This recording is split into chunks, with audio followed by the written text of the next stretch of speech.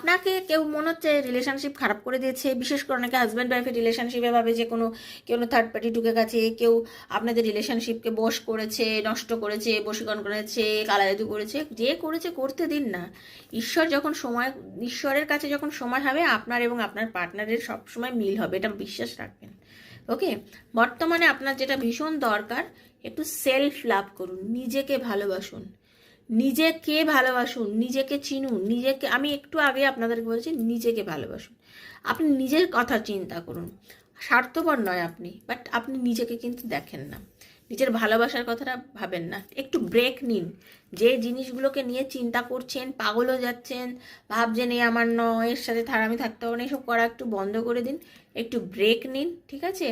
একটু স্বাধীন হন। আপনি নিজেকে নিজের পার্টনারের ভালোবাসাতে পরাধীন করে দিয়েছেন, তার চিন্তায় পরাধীন করে দিয়েছেন, জাস্ট স্বাধীন হন, ঠিক আছে? যখন সময় হবে সে আপনার কাছে আসবেই আসবে, ঠিক আছে? আপনি পজিটিভ যদি থাকেন, আপনি নিজে প্রচুর সাইন পাবেন,